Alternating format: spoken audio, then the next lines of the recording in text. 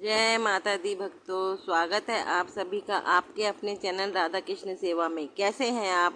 आशा करती हूँ माता रानी की कृपा से आप सब अच्छे ही होंगे।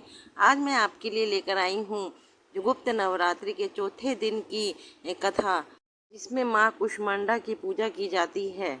शास्त्रों में कहा गया है कि जब चारों ओर केवल अंधकार ही अंधकार था, जब ना पृथ्वी थी, ना आकाश, ना सूर्य था, ना चंद्रमा, तब आदि शक्ति ने अपनी दिव्य मुस्कान से पूरे ब्रह्मांड की रचना की। उसी अद्भुत स्वरूप को हम माँ कुष्मांडा के रूप में जानते हैं। मान्यता है कि जो भक्त गुप्त नवरात्रि के चौथे दिन सच्चे मन से माँ कुष्मांडा का स्मरण करता है, उसके जीवन में भय, रोग, दरिद्रता और निराशा दूर होती है। माँ अपने भक्तों के स्वास्थ्य, तेज, आत्मबल और सुख समृद्धि का आशीर्वाद प्रदान करती है। तो आइए श्रद्धा और विश्वास के साथ माँ कुष्मांडा की यह दिव्य कथा आरंभ करते हैं। बहुत प्राचीन समय की बात है। उस समय ना दिन था, ना रात, ना जल था, ना वायु, ना पर्वत थे, ना वन, ना नदियां और ना ही जीव। संपूर्ण सृष्टि घोर अंधकार में डूबी हुई थी। समय जैसे थम सा गया था। चारों ओर केवल शून्य ही शून्य था। उस समय शून्य में केवल एक ही सत्ता विद्यमान थी, आदि शक्ति। यही वही अनादि थी, वही अनंत थी और वही समस्त शक्तियों का मूल स्वरूप थी। उन्होंने देखा कि यह ब्रह्मांड अभी सृजन की प्रतीक्षा कर रहा है। तब उनके हृदय में करुणा जागी। उन्होंने संकल्प किया कि अब सृष्टि का आरंभ होना चाहिए। वैसे ही माँ ने श्रीमुख पर एक दिव्य मुस्कान आई। उसी क्षण उस मुस्कान से एक अद्भुत प्रकाश निकला। वह प्रकाश बढ़ता गया और एक दिव्य ब्रह्मांडीय अंड का रूप धारण कर गया। उसी से ग्रह, नवग्रह, सूर्य, चंद्रमा, पृथ्वी और समस्त लोकों की उत्पत्ति हुई। इसी कारण उनका नाम पड़ा माँ कुष्मांडा, अर्थात वह देवी जिन्होंने अपनी सूक्ष्म दिव्य ऊर्जा से ब्रह्मांड का निर्माण किया।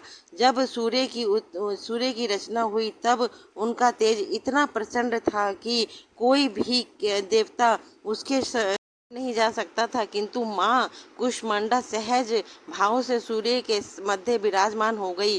तभी से उन्हें सूर्य मंडल की अधिदात्री देवी भी कहा जाता है। उनके तेज से ही सूर्य प्रकाशित होता है और उसी प्रकाश से संपूर्ण संसार में जीवन संभव हो पाता है। समय बीतने लगा, पृथ्वी पर जीवन का विस्तार हुआ। देवता, ऋषि, मनुष्य और अन्य प्राणी अपने अपने कर्म करने लगे। धर्म और सत्य की स्थापना होने लगी। परंतु जहाँ धर्म होता है, वहाँ अधर्म भी जन्म लेता है। कुछ समय बाद अनेक बलशाली असुरों ने कठोर तप करके वरदान प्राप्त किए। वरदान मिलते ही उनके भीतर अहंकार भर गया। उन्होंने तीनों लोकों में उत्पात मचाना आरंभ कर दिया। यज्ञ बाधित होने लगे। ऋषियों की तपस्या भंग की जाने लगी। देवताओं के लोकों में भी आक्रमण होने लगे। धीरे धीरे देवताओं का तेज क्षीण होने लगा। इंद्र सहित सभी देवता चिंतित हो उठे। वे ब्रह्मा जी के पास पहुँचे और बोले, प्रभु, असुरों के अत्याचार दिन प्रतिदिन बढ़ते जा रहे हैं। यदि शीघ्र ही कोई उपाय नहीं किया गया तो धर्म का अस्तित्व संकट में पड़ जाएगा। ब्रह्मा जी ने गंभीर स्वर में कहा, जब जब धर्म का पर संकट आता है, तब तब आदि शक्ति स्वयं अपने भक्तों की रक्षा करने के लिए अवतरित होती हैं। अब समय आ गया है कि हम सब मिलकर माँ कुष्मांडा का स्मरण करें। सुनते ही सभी देवता हाथ जोड़कर आदि शक्ति की स्तुति करने लगे। पूरे ब्रह्मांड में उनके मंत्रों की ध्वनि गूंजने लगी। जी के कहने पर इंद्र, वरुण, अग्नि, वायु, कुबेर, यम, चंद्र, सूर्य तथा सभी देवता एक साथ आदि शक्ति का ध्यान करने लगे। चारों ओर केवल एक ही स्वर गूंजने लगा, या देवी सर्वभूतेषु शक्ति रूपेण संस्थिता। नमस्तस्यै नमस्तस्यै नमस्तस्यै नमो नमः। देवताओं की करुण पुकार सुनकर संपूर्ण ब्रह्मांड दिव्य प्रकाश से भर उठा।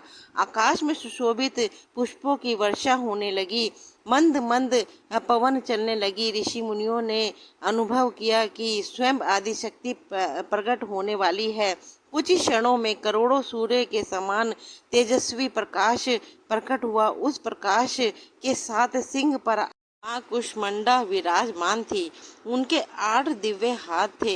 एक हाथ में कमंडल, दूसरे में धनुष, तीसरे में बाण, चौथे में कमल, पांचवें में अमृत से भरा कलश, छठे में चक्र, सातवें में गदा और 8वें हाथ में जपमाला शोभायमान थी।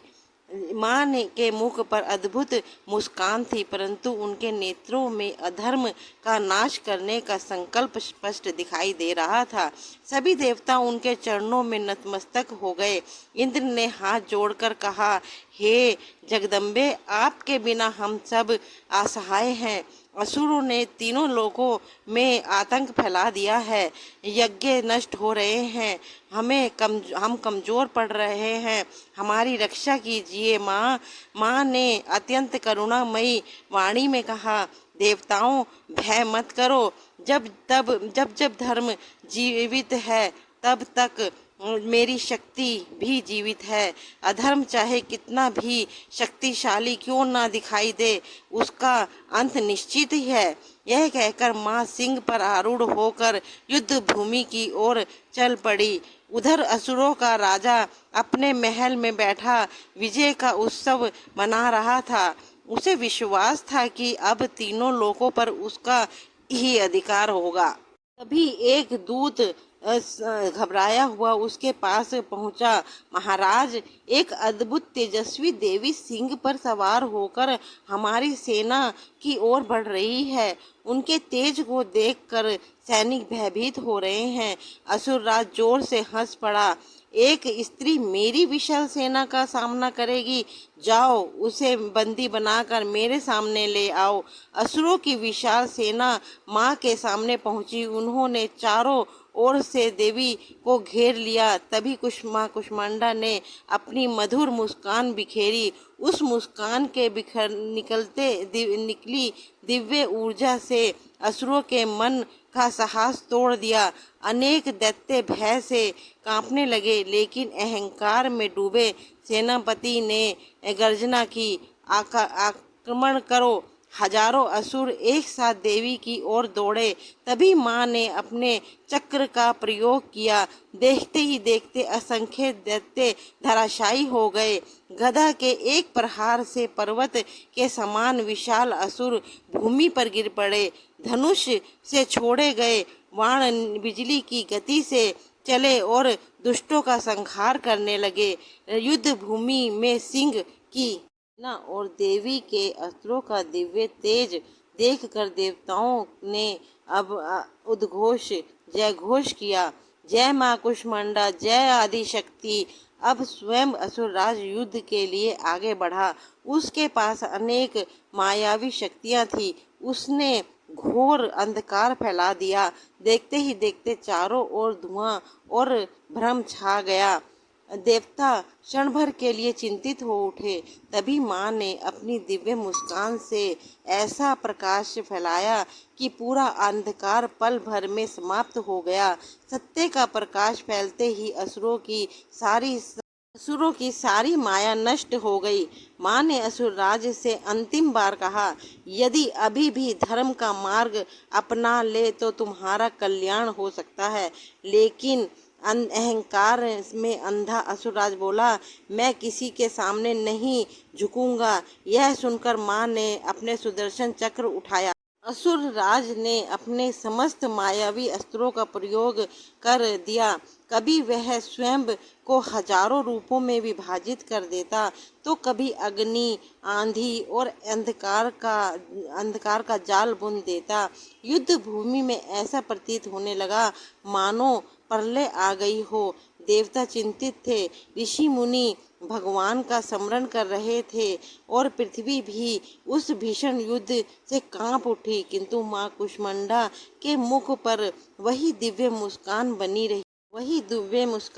रही। उनके लिए असुरों की माया तिनके के समान थी। माँ ने अपने कर कमलों से सुशोभित जप माला का स्मरण किया। उनके मंत्रों की दिव्य ध्वनि से समस्त दिशाएं गूंज उठी। उसी क्षण असुरों की माया शक्ति क्षीण होने लगी। उनके अस्त्र निष्प्रभावी हो गए और उनका साहस टूटने लगा। क्रोधित होकर असुरराज स्वयं देवी की ओर दौड़ा और बोला, यदि तुमने शक्ति है तो मेरा सामना करो। माँ ने शांत स्वर में उत्तर दिया, शक्ति का उपयोग प्राणियों के रक्षा के लिए होता है, अहंकार के लिए नहीं।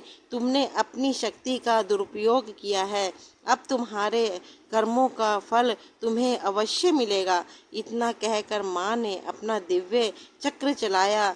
चक्र बिजली की गति से आगे बढ़ा और देखते ही देखते असुर राज का अंत हो गया। उसके गिरते ही उसकी समस्त सेना भयभीत होकर भाग खड़ी हुई। युद्ध समाप्त होते ही आकाश से देवताओं ने पुष्प वर्षा की।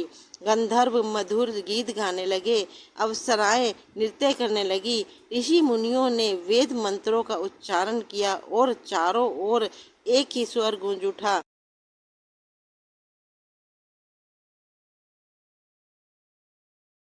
कुष्मांडा जय जगदम्बा जय आदिशक्ति।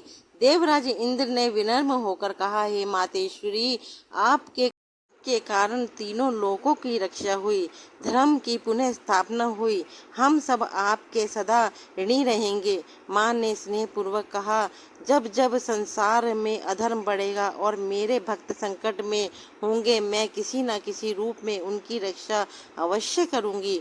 जो भक्त श्रद्धा विश्वास और निष्काम भाव से मेरी आराधना करेगा, उसके जीवन से भय और अज्ञान दूर होंगे। यह कहकर माँ ने सभी देवताओं को आशीर्वाद दिया। कहा जाता है कि माँ कुष्मांडा को कद्दू अत्यंत प्रिय है, इसलिए इस दिन कद्दू का भोग लगाने की परंपरा है और अन्न स्वास्थ्य समृद्धि और पूर्णता का प्रतीक माना जाता है। मान्यता है कि श्रद्धा पूर्वक कद्दू अर्पित करने से घर में सुख शांति धन धान्य और सकारात्मक ऊर्जा का वास होता है। साथ ही माँ कुष्मांडा की महिमा की एक छोटी सी कथा और भी है, वो मैं आपको सुनाती हूँ।